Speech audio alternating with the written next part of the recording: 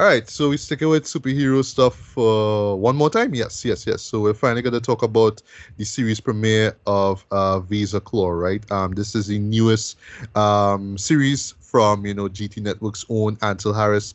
Quite recently, I had a nice interview with him. I mean, I just Right. talked to him about how he was just able to take his ideas that he's had from since a kid, as far as just these superheroes and whatnot, and pretty much put them out to the world, right? And yeah, I mean, he is right now the only person, well, I mean, outside of, say, Keon Byron, who's doing Batchak Man, which is Right. now part of, the Vil Ventures versus it's called now, right? But yeah, I mean, he, answers the one leading the charge here right now. And what I would say with this show here, or this episode here, is that, yeah, I mean, he's just like, he's just more or less raising his bar, right? From what he established with Magnolia, which wrapped up early this year, right? So in a nutshell, what I kind of assumed at first that this was going to be a prequel to that, right? That we're going to see Visa Claw's backstory, and we Right. kind of do in the beginning, right? We see him as this kid who is saved by these two Capunums, basically these two Capunum warriors, one of whom is Inferna, who is a character that showed up, sorry, in Magnolia, right? And actually in the interview, Antle said that she's going to get her own spin-off special, not so much a series, but more or less like a hour-long special, if you will, kind of giving this kind of providing a backstory to who she is, right? So yeah, Visa was more or less fallen as a kid, and pretty much adopted by Queen Lucinda. He grows up to be this general. He has this like badass costume on and all that kind of stuff. Um, but then he overhears now that this guy by the name of Excalibur, who more or less wiped out his team a while back, is alive and is on this planet. So he's more or less going to investigate that, right? And in the process, he runs into this random guy. And it's so funny that it just turns out to be like he's written as a freshwater Yankee, right? Slash Right. Trini, right? Right. And it's so funny too, because I talked about it in the interview as well, right? That yeah, he was just a Trinidadian who more or less found himself in space, and he is just the guy who accompanies Visa on his journey, right? So when it comes to stories like this, right? It's the sort of samurai thing, and there's a great moment actually, which kind of really felt like I was watching a samurai flick, right? Basically, where you're seeing the same Trini guy getting beat up, right? And then Visa Claw just kind of comes and, well, he kind of passes by them at first, right? But then the guys who are beaten up on the Trini come and like, oh, you want to challenge us, blah, blah, blah. And then, well, Visa come and do his thing, right? It's straight off from a samurai movie, right? Where it's like, I'm not gonna get in the middle of your squabble unless you bring me into it, unless you ask me to come into it, and then I kill all you. So that's my excuse. I kill all you because all you challenge me, right? So it's like that, right? And yeah, so he's just basically the assistant to him while he goes on his journey, right? And it's just a matter of what that journey will, will lead to, right? Um, and lastly, we do see a bit of Laline. If you remember from the finale, she went on this particular planet to train, right? Because yeah, there's big plans for her in terms of her rising amongst the ranks of Capunum, right? In terms of like their military and whatnot, right?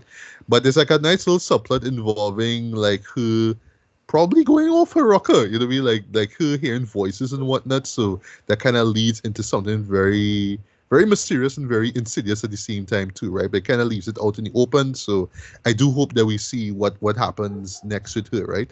So Ricardo, well before you get to my thoughts, Ricardo, any quick thoughts on this episode here? Well, I know you didn't get to see it again. Well, I actually got the chance to see it twice, but I know you saw it once when there was this particular, let's just say, this exclusive screening that myself, you, Ricardo, Julian, Summer, and a couple other people were able to attend, right? So yeah, Right. Ricardo, your quick thoughts on this show here, and if you could compare it to what you saw earlier with Magnolia. Yeah, yeah. It's as I say with Ansel, coming to come. Its production's clearly improved. Looking better, shot better. So in some ways, I was kind of more privy than even apparently Ansel himself, to the project because the one of the camera groups I follow had one of the members, the person who does the either cinematography, I think, or lighting. I'm not sure exactly what they do, but basically the whole thing was just talking about coloring and constantly coloring. So I realized I was following this project from the start Because slowly but surely I was watching, sometimes I'll see the post and be like, wait, that looking like a character from Trinidad. I know somebody, actors from Trinidad. And I check the person. I'm like, oh shit, is Ansel Project being, so we see an Ansel Project because the person's constantly asked for advice now. So yeah, I get to see the project as it is. Like I watch the whole story before I see it. When I was there in the screening, I watched it and said, like, this shot looking familiar. And I think, wait, that shot looking familiar. I was like, all right, I know where I see it from. But yeah, it looks better. Special effects looks good. Clearly the work floating. It still has a couple issues with the plotting. I don't know if the audio have to fix. I'm not sure. Well, here's the funny part, right? So I watch it home on my laptop, right? And I had this Bluetooth speaker, right? So like when we saw it at the screening, I'm not sure if it was the levels, but it sounded like particularly loud. Like we have this tendency when we do screenings, not seen in general, right? Where we raise the volume pretty loud because we want everybody to hear it, but you're just hearing that sub bass there, it sounds like it's drowning everything, so it sounds way too loud. But like when I like watch it on my laptop, right, with the speaker on, it sounded like really clear though, like audio. Like the vocals, the music in particular. Cause I was worried about the mixing. I was like, no, like mixing like real good though. Like okay, so it's just location, because they had a bunch of weird technical problems the day we were there. It started much later than it should have. But yeah, as I say, comment to come. The most important thing, regularity. He said he's going to put it out once every 2 weeks. That is good. That is a very good step up from Magnolia, because that was the big thing that killed Magnolia. Sorry. You had to put that out regular. It had to be at least a week. He said he can do a week, but he said once every 2 weeks, I could live with that. Right? That is, so the idea is to keep people reminded that, they have to watch something. It had to be part of the routine. Sorry to say it, you can't get around that. That is like to me, that is like one of the hardest rules in show business, is that keeping people attention, reminding people when the show is and how. As I say, you could say what you want about me, but get my name right, and remember me. That's the main thing. And he say he's gonna put it out once every 2 weeks, and that's the most important part. But yeah, it's as I say, much big improvement, much well done. Props to the soundtrack. Pretty great soundtrack. He got real operatic score kind of thing going. Like, yeah, I enjoyed it. So yeah, solid outing for me. I didn't watch the rest of the thing. I only see episode 1. So probably when it finish, I'll make our final review. All right. Yeah, well, yeah, basically it's the first one that came out right now, right? Right. Yeah. And yeah, I do agree with you, though. This is a huge step up, I should say, from what we saw with Magnolia. I'm not saying that Magnolia was bad or anything like that, right? But I just love that, it's basically Ansel saying, all right, I did it this way. I'm being a little self-critical here, but at the same time, I'm taking note of what other people said, like constructive criticism and whatnot. Yeah. And I just really want to step things up here with this show here, and you could see that, right?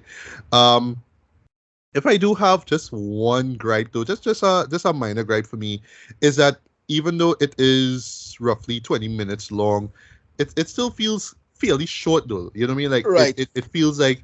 Well, I thought it was meant to be. There's not a lot that. Right. So basically, we kind of saw part 1. Going on. Yeah, it is part 1, but but I see problem. It cuts in a weird place. Yeah, exactly. Like I know it's supposed to be the cliffhanger, but we could have seen more from that particular point where it stops, right? Because I know they're working with a short runtime and whatnot, but still, it kind of feels like. Yeah, again, we just could have gotten just a few more minutes. We could have gotten just a little bit more, because remember, this is the opening episode. You have to roll people and you have to get them really excited, right? So yeah, like I felt it just could have been a little bit more near the end, where you could have really seen, in particular with Vaser's mission, right? Because we kind of want to know what he's going to, what he's gonna face, what he's gonna expect and whatnot.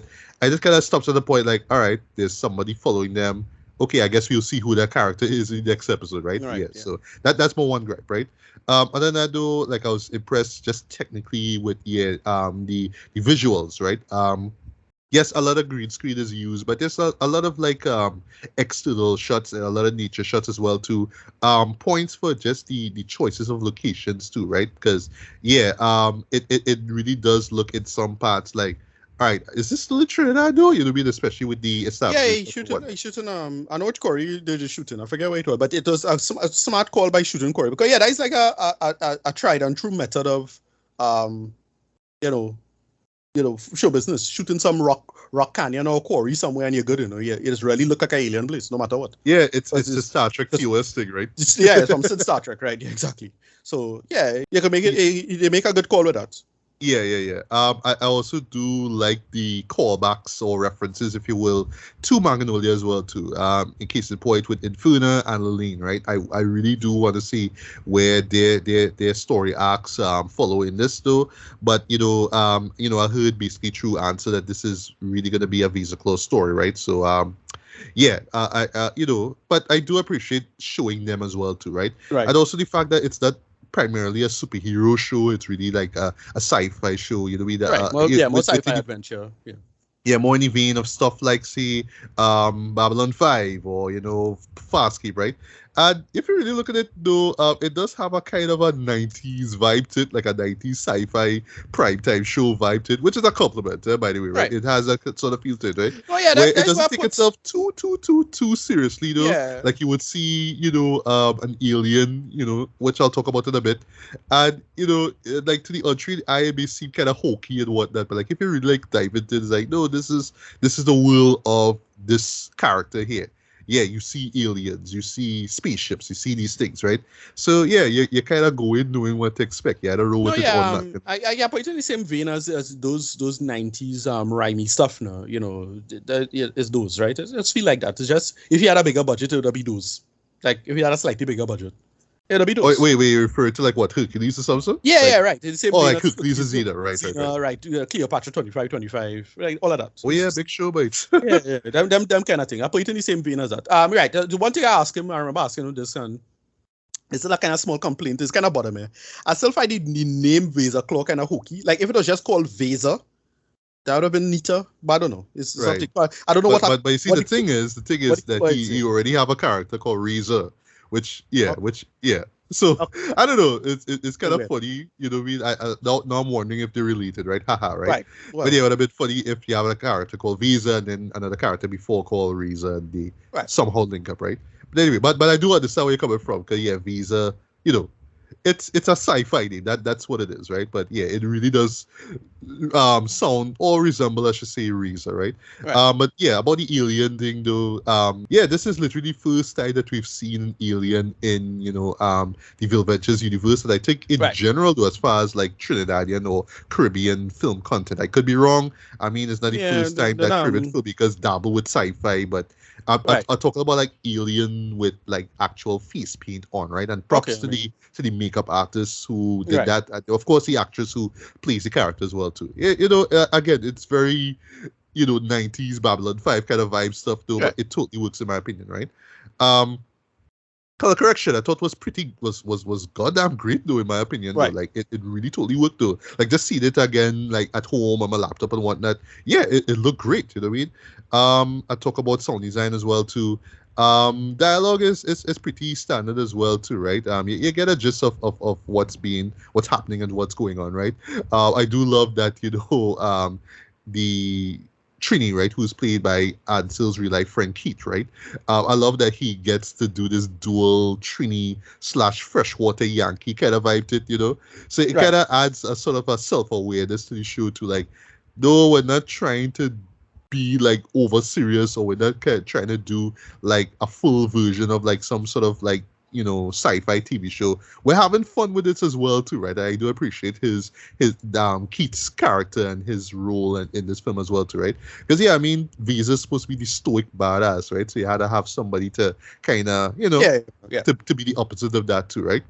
And yeah, I mean, for what's worth, yeah, this season premiere totally worked, man. How could I forget, man? The music, that theme song, boy, whoo!